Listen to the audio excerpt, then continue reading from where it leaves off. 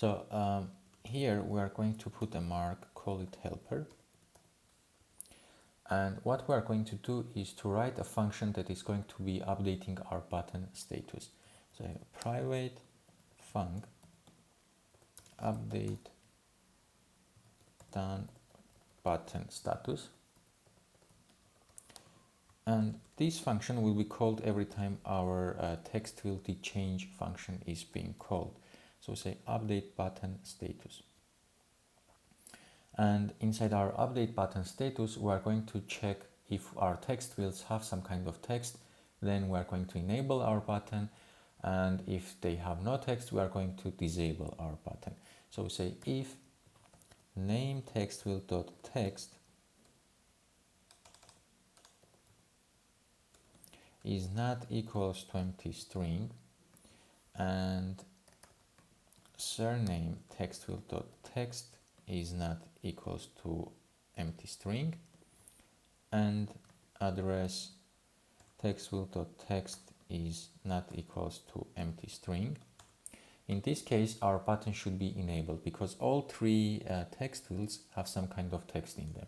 So we say done button outlet dot background color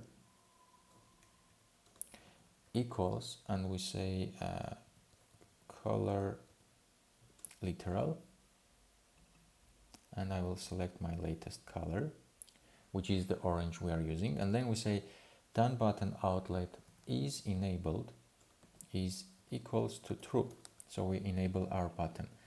Else we are going to copy these two lines, and is enabled is going to be false, and the background is going to be this gray. So let's test our functions.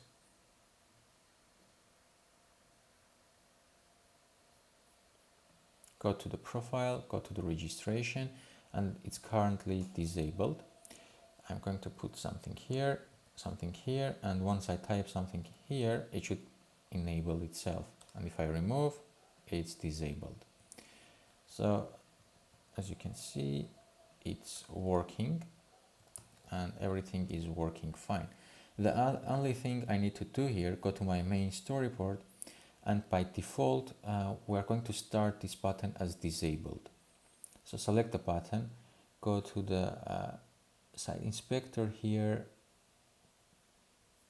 and let's see, we have to remove the enabled tick from here so that this button starts in disabled state.